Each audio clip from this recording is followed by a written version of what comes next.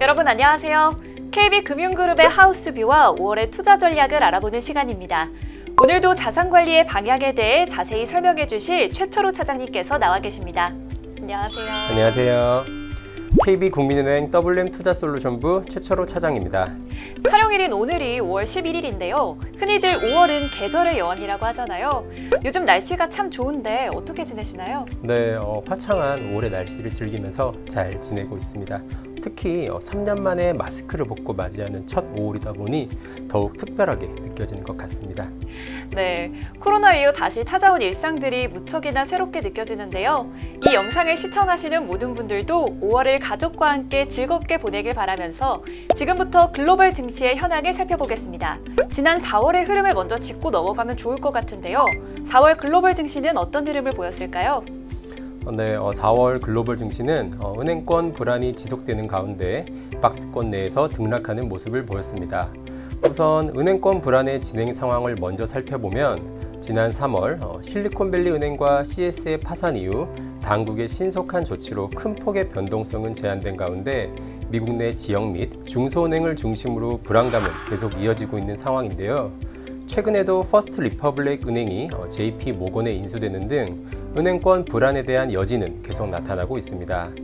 현재 시장은 은행권 불안이 이어지고 있지만 대형은행의 건전성이 여전히 양호하고 당국의 신속한 조치로 인해 불안이 확대될 가능성은 제한적이라고 판단하고 있는데요.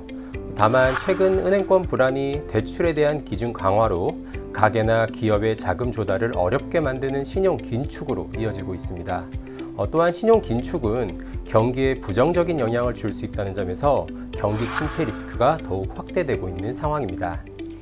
4월 글로벌 증시가 제한된 흐름을 보였다는 점과 은행권 불안으로 인해 신용 긴축이 나타나고 있다는 점 잘 살펴봤습니다. 그리고 금융시장의 매우 중요한 변수인 통화정책에 대해서도 모두들 궁금해하실 것 같은데요. 마침 지난주 5월 FOMC가 있었죠. 결과와 통화정책의 방향에 대해 설명 부탁드릴게요. 5월 FOMC에 대한 결과를 먼저 말씀드리면 미 연준은 정책 금리를 5에서 5.25%로 25bp 인상하였습니다. 시장은 이번 금리 인상을 이번 인상 사이클에서의 마지막 금리 인상으로 판단하고 있는데 지난 3월 점도표에서 제시된 최종 금리의 전망의 중간값이 지금 정책 금리 수준에 도달했기 때문입니다. 하지만 향후 통화 정책 스탠스에 대한 시장의 기대와 연준의 입장은 굉장히 간극이 큰 상황인데요. 최근 은행권 불안이나 경기 침체 우려가 가시화되면서 연내 금리 인하 가능성을 반영하고 있는 시장과는 달리 연준은 여전히 물가 대응을 위해서 통화 긴축 기조를 유지할 필요가 있다고 강조하고 있기 때문입니다. 현재 시장은 고용이 여전히 호조를 보이고 있고 물가의 상방 압력이 여전하다는 점에서 연준이 연내 금리 인하를 할 가능성이 그리 높지 않다고 볼 수 있습니다. 따라서 연준의 통화 완화 전환을 살펴보기 위해서는 CPI나 PCE 등 물가 지표가 의미 있는 수준까지 하락하는지 그 여부를 주의 깊게 관찰할 필요가 있겠습니다. 5월 FOMC 결과와 연준의 통화정책 스탠스 그리고 향후 관전 포인트까지 짚어봤습니다. 차장님, 그럼 이제 5월 KB 하우스뷰에 대해 설명해 주실까요? 네, 5월 KB 하우스뷰는 큰 변화 없이 기존 전망이 유지되고 있습니다. 먼저 주식자산군은 최근 금융시장의 불안감이 여전히 이어지고 있지만 리스크의 확산 가능성은 제한적이라는 점에서 하반기 이후 회복을 기대하는 기존 전망이 유효한 상황인데요. 채권 자산군도 주요국 통화 긴축이 마무리 혹은 후반부에 진입했다는 점에서 여전히 긍정적 전망을 유지하고 있습니다. 대체 자산군에서는 금의 투자 전망에 변화가 나타났는데요.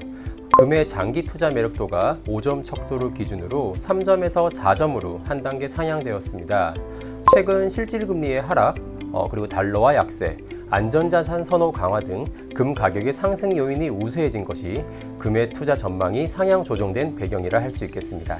네, 지금까지 5월 KB 하우스뷰는 대부분 자산군이 기존 전망을 유지하고 있다는 점과 금 가격의 장기 투자 매력도가 1단계 상향 조정된 배경에 대해 들어봤습니다. 저는 5월이 되면 늘 떠오르는 월가의 격언이 있는데요. 바로 5월이 되면 팔고 떠나라는 격언입니다. 올해도 어김없이 이러한 점을 걱정하시는 분들 많으실 텐데요. 5월의 글로벌 증시는 어떻게 바라봐야 할까요? 매년 5월이 되면 5월에 팔고 떠나라 라는 월가의 격언이 회자되기 시작하죠. 올해도 마침 5월을 앞두고 금융시장을 둘러싼 여러 불확실성들이 고조되고 있는 상황입니다.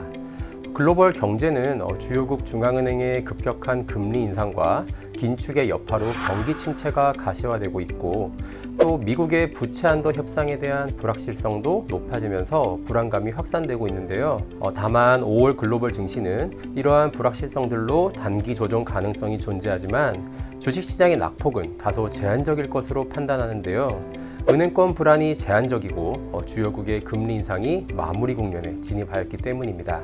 따라서 5월에는 채권과 금 등 안전자산에 대한 비중을 확대하고 장기적 관점에서 성장주 투자에 관심을 기울이는 것이 월가의 격언보다 조금 더 유효한 투자 전략이 될 것으로 판단하고 있습니다.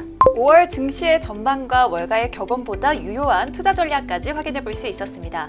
변동성이 크지 않길 바라야겠네요. 앞서 미국의 부채 한도 협상에 대해 잠깐 언급해 주셨는데요. 부채 한도 협상에 대해 조금 더 자세한 설명 부탁드립니다. 네, 부채 한도에 대해 먼저 말씀드리면, 부채 한도는 미국 연방정부가 재정적자 보전 및 정부기관 투자를 위해 발행할 수 있는 부채의 최대 한도를 의미합니다. 지금 미국 정부는 국채를 발행할 수 있는 한도에 도달해서 국채 발행이 더 이상 불가능한 상황인데요. 최근 제닛 옐런 미 재무부 장관은 재무부가 사용 가능한 예산을 모두 소진하는 엑스데이트가 6월 1일이 될 수 있다고 발언하면서 우려가 높아지고 있습니다. 물론 엑스데이트가 아직은 정확하지 않다는 점과 협상 가능성이 남아있어 리스크가 커질 가능성은 아직 제한적이지만, 만약 부채 한도의 엑스데이트가 도래되었을 때 부채 한도 증액의 협상이 이뤄지지 않는다면 미국 정부는 국채 이자에 대한 채무 불이행, 즉 디폴트에 빠지게 되면서 금융시장의 변동성이 높아질 수 있겠습니다. 물론 아직은 미국 의회와 바이든 행정부 간의 협상이 진행 중이고, 또 일시적으로 부채 한도 기한이 9월로 유예될 가능성도 존재하고 있지만, 미 국채를 중심으로 금리의 변동성이 확대될 수 있다는 점에서 관련 이슈를 계속해서 잘 살펴봐야겠습니다. 네, 미국의 부채 한도 협상에 대해 자세히 살펴봤습니다. 마지막으로 5월에 주목해야 할 이벤트는 어떤 것이 있을까요? 5월에 주목해야 할 이벤트를 두 가지 말씀드리겠습니다. 먼저 5월에는 OECD 경제 전망 보고서가 발표됩니다. OECD는 매년 3월, 5월, 9월, 11월 총 4번의 경제 전망 보고서를 발표합니다. 경제 전망 보고서에 주목해야 하는 이유는 최근 주요국 중앙은행의 금리 인상이 마무리 국면에 들어서면서 투자자의 시선이 통화 정책에서 경기로 이동하고 있기 때문인데요. 경제 지표의 둔화가 나타나고 경기 침체가 보다 가시화되고 있다는 점에서 이번 경제 전망 보고서에서 글로벌 경제 성장률 전망에 추가 하향 조정 여부를 반드시 확인할 필요가 있겠습니다. 두 번째 이벤트는 5월 25일 예정된 한국은행의 금통위입니다. 이번 5월 금통위는 올해 4번째이자 상반기 마지막 통화정책 결정회의인데요. 금리는 동결이 예상되는 가운데 한국은행의 물가와 경제 성장률 전망 발표에 시장의 관심이 모아지고 있습니다. 앞서 글로벌 성장 전망이 하향 조정될 우려가 존재하는 것처럼 국내의 성장률도 최근 반도체 등 주력 산업의 부진으로 인해 하향 조정될 가능성이 있기 때문입니다. 네, 5월에 주목해야 할 이벤트 두 가지 OECD 경제 전망 보고서와 한국은행의 금통위에 대한 프리뷰를 확인해봤습니다. 5월 글로벌 증시가 큰 변동성 없이 잘 흘러가길 기대해 보겠습니다. 오늘 준비한 영상은 여기까지고요. 오늘 말씀드린 내용이 투자에 많은 도움이 되시길 바라겠습니다. 시청해주셔서 감사합니다.